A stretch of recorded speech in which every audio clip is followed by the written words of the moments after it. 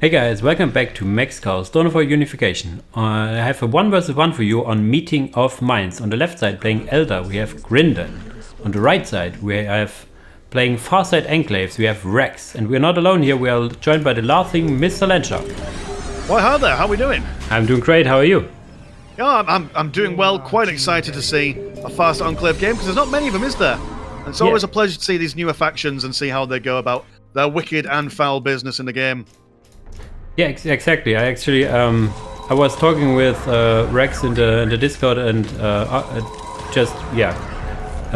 communicating about the balanced state of Farsight Enclaves, and was like, yeah, I don't see any replays, and do you have some? And he was like, yeah, I have this game against Grindan, which was pretty decent. I was like, yeah, please send it me, and here we go. Just a few words about Grindan here. Grindan is currently one of the top players we have around here. It's like top 5 or top 3 in Unification, so this tells you something. He is quite versatile in the mostly vanilla factions. I think his main is Tau, but he also plays Eldar pretty well, so let's see. Goes for Ranger opener here, which I like. And yeah, we will see what kind of commander Rex does go for. It is either Farsight, of course, Commander Farsight, or Archon. I think most people consider Archon the better choice, but we will see. Yeah, I'd say Archon probably is the better one to open up with, purely just because he's easy to keep alive. And the whole point of the Farsight Enclave is making sure that you've got plenty of heroes to bring down those Orca transports for additional economy and for extra boys and girls to bring onto the battlefield. But I mean, I do like Farsight in the actual Commander Farsight, just because he's got a really cool sword that gets stronger as the game goes on. But interesting choice for Rangers, so I can see why Rangers kill patrol teams very quickly. You know, they've got lots of sniper rifles. But against commanders, the Rangers don't do all that well in. But it does seem that Grindan is using them more for decapping and a bit of a nuisance rather than actual damagey, dealy kind of stuff. So that makes sense, I guess. I mean, yeah, you also see that Rex is aware of infiltrated Rangers, so he did go for a patrol team. Normally you wouldn't go for patrol teams over Guervesa teams, but yeah, he is kind of sensing that could be infiltrated shenanigans. Now we have some Guervesa killing some Guardians, or at least fighting with them at the opponent relic.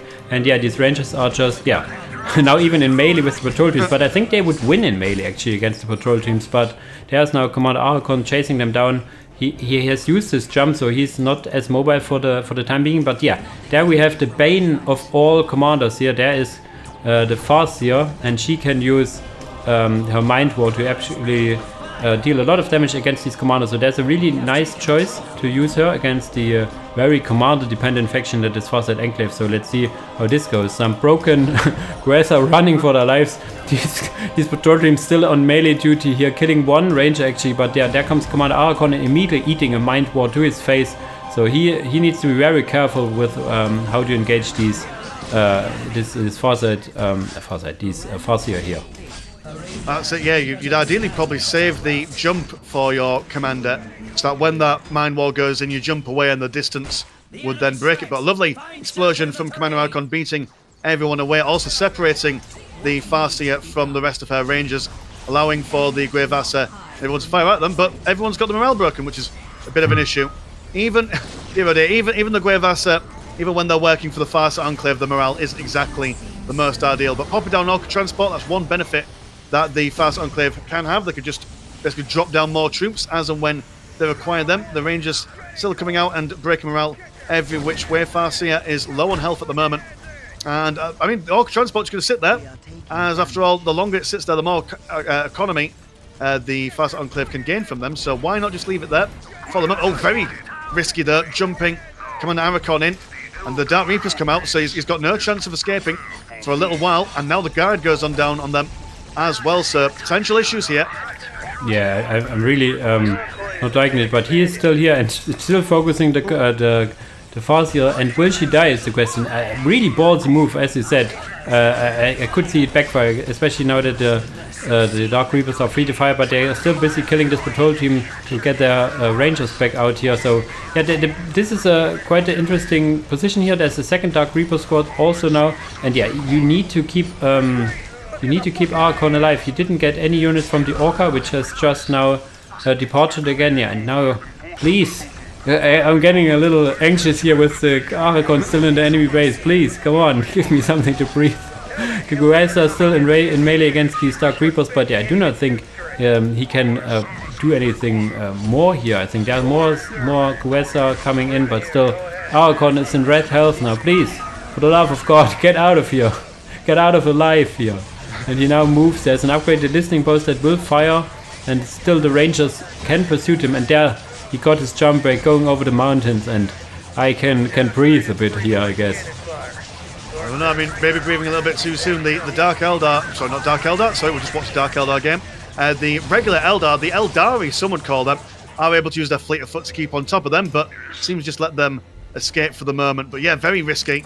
We do now have the almighty Commander Farsight coming out of that powerful little blade of his, another Orc transport being called in at the moment, and currently, we know we're in tier 2 for the Farsight Enclave. Doesn't seem like it at the moment, but he does have those double orbital landing flares, so that's why he's got extra commander out.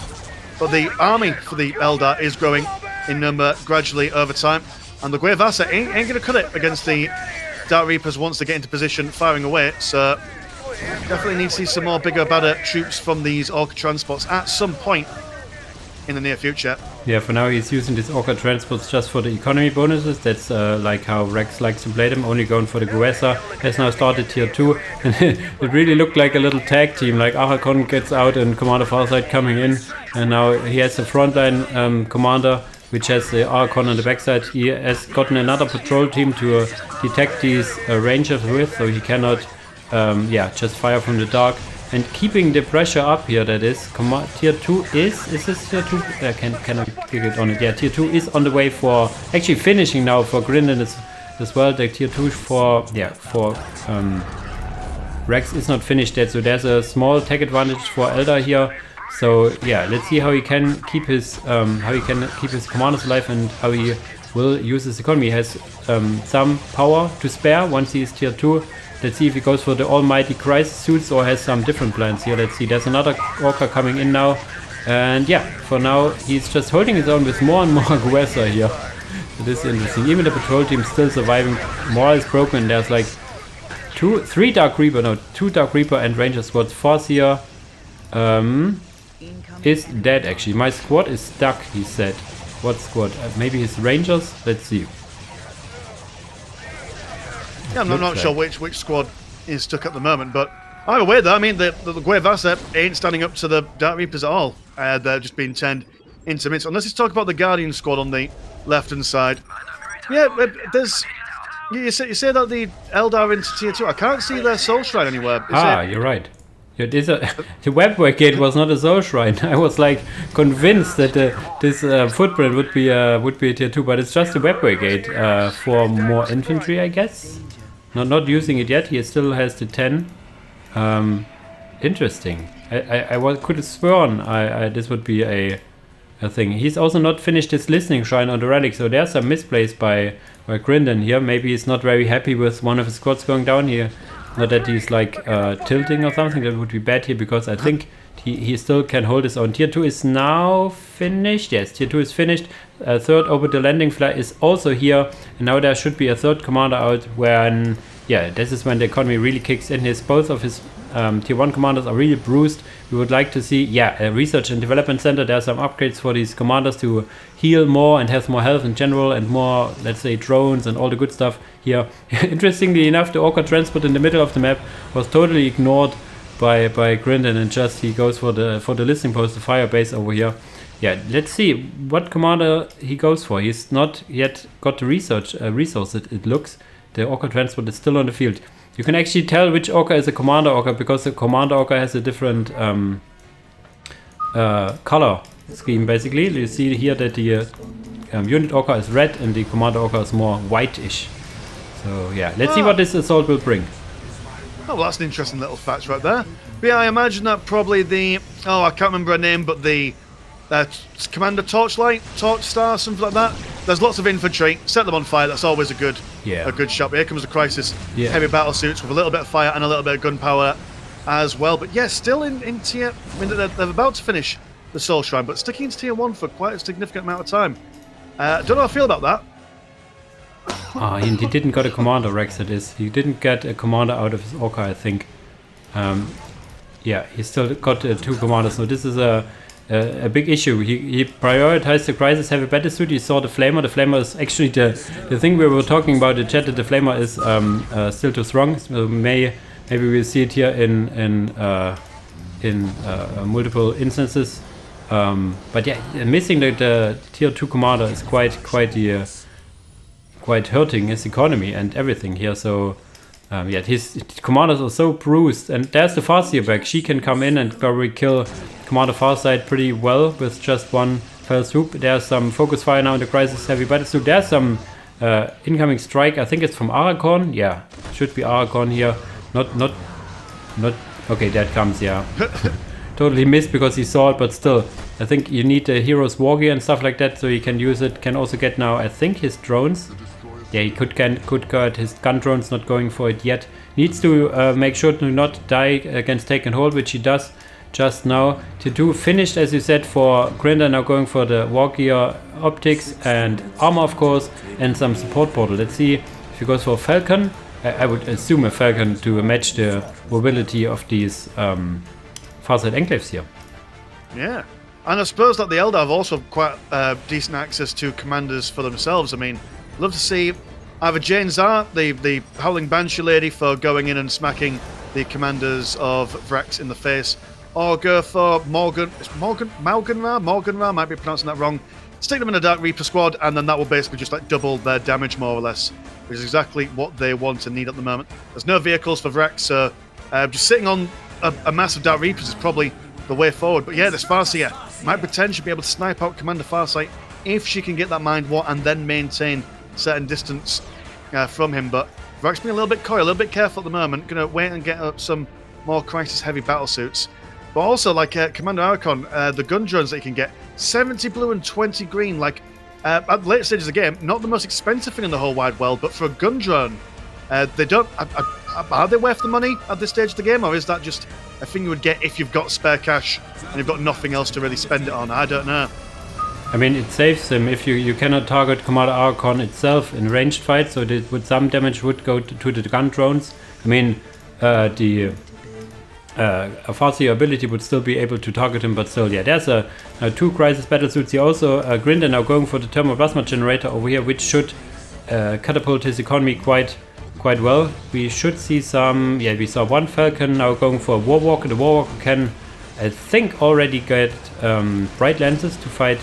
Okay, there are no vehicles, so let's see what he actually goes for. There's only infantry and commanders. There's now Sub Commander Torchstar. She runs in, she flames stuff, and yeah, she has a very nice voiceover, I have to say.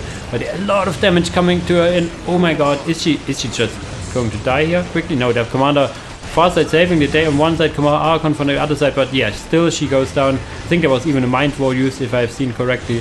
But yeah, a lot of stuff going on. There's now a bombardment again from Archon, basically wiping the whole squad. You know, it got back into the Falcon craft time. Commander Farsight is on red health. Commander Archon on still good health. There's 2 crisis battlesuits. There you can still see the AoE ability from Commander Torchstar burning in the back. 1 crisis battlesuit focusing down the Falcon craft time, but yeah, he unloads and there's fighting back. Where's the Farsight again? She unloads as well, and yeah. He needs to kill this thermoplasma generator. If this thermoplasma generator is keeping pumping power into the economy of Grindan, he will just outperform him. There we have the Warwalker going for scatter lasers, so anti-infantry it is, which you want to have here. There's no vehicles yet.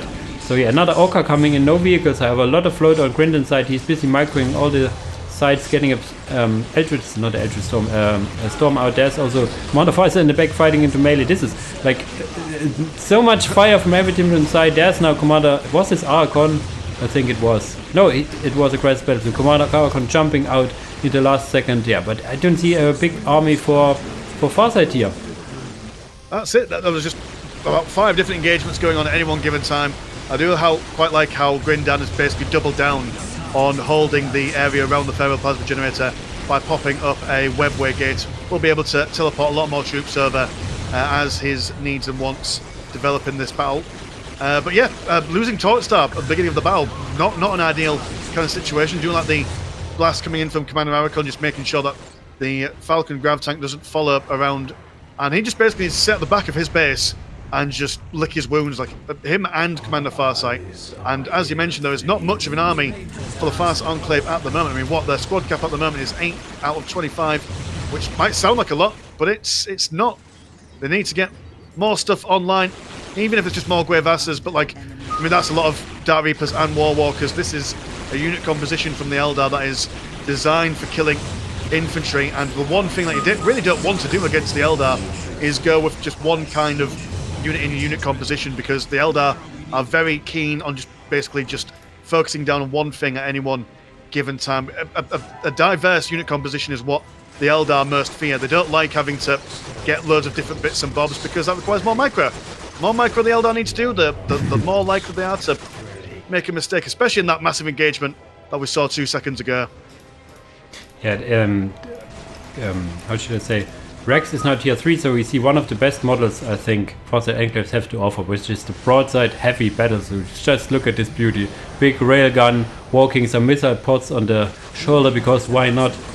So he's now tier 3, but tier 3 is also, I think, now finishing for Grindan as well, so his tech advantage is non-existent still.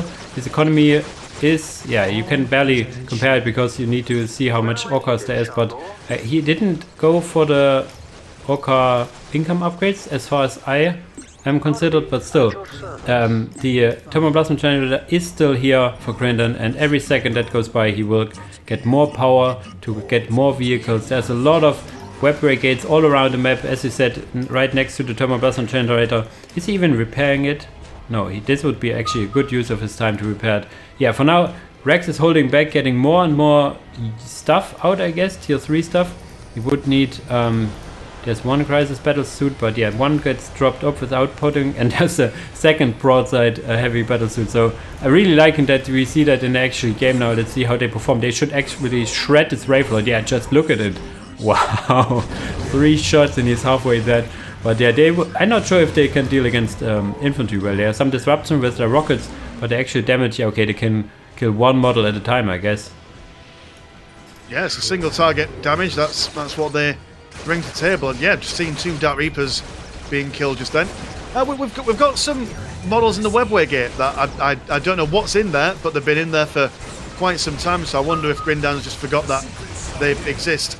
And yeah, with those double broadside heavy battlesuits, that's going to make having vehicles for the Eldar quite a difficult thing to maintain. Oh, and using the which one of you has the stealth ability? Shivastos, stealthy little mister, able to come out and just basically disrupt any kinds of stuff with that temporary infiltration. If you're not prepared for it, then that can definitely turn the tide of an engagement. Still got a healthy amount of Dark Reapers here, but I mean, those broadside heavy battlesuits are quite an intimidating thing indeed. Might even be worth just getting some Howling Banshees just to jump in and tie these guys up, or some Warp Spiders to teleport in. Not entirely sure how the Eldar are going to overcome this really intense firing line from Vrax here. Yeah, as you said, getting some melee would be absolutely dope. Shivastos, I didn't really like this the way he used his infiltration. It was defensively. I like it if you make an, I think it's actually called a patient hunter, to use it and then go closer and get it offensively. We now have also the Shasvre Oplutai, tier 3 commander coming in. He has missile pods all around. I don't think that's the one that can actually entrench. We have so much battlesuits, so not a single vehicle here. You could go for Skyray gunship as well as the heavy drone Harbinger here if you want to have some melee supports. I mean, of course, the Devilfish, but still, yes. Now, even some drones coming in. This is now the Assault 2 Wraith Guards, Wraith Lords coming in. They get killed pretty easily. There's some melee actually, as you suggested, from the Warp Spiders. There's some infiltration now being used, and there's no infiltration detection here, so this is going to be mean. Another Wraith Lord should go down in seconds. Now, even some more flamers from Commander Shivastos, I think, being used. And yeah, I'm not really seeing how Eldar will break this here, but I mean, there are some Shroud Runners in the side killing now this research and development center, but I think in the end it's just a matter of numbers and not a matter of tactics here. No tactics in the world can save you from so much stuff coming in, but he's still holding his own, getting now another patrol team to get these Rangers in sight. But I think only one commander is surviving here. So in the end, it was a valiant effort from him. But Grindan overtook him in the end. That's it, like a wonderful final engagement. Every commander using their abilities to the best of their ability. But like you say, too many Eldar, too many blooming space elves coming along. You can kill a million of them, but if there's a million more left over, I do quite like the use of those warp spiders. Teleporting around, baiting out the Arachon missile, and then when it was starting to be fired at him, jumping over the mountain, and then weirdly enough engaging Commander Farsight in close combat. But you know what? I'm not going to judge them for being unbrave. You know, if you can take him on, then why not? Yeah, so finishing up this game now, is there something you want to tell us about your YouTube channel you have? Oh yeah, so I do Dawn of War things every now and then. I do Unification, a bit of Vanilla, bit of Ultimate Apocalypse. I've all started quite regularly doing some Blood Bowl free, so if you like that kind of stuff, come on down and have a peep. Yeah, there you heard. Go over him and subscribe if you haven't already. And as usual guys, thanks for watching and see you in the next video. Peace.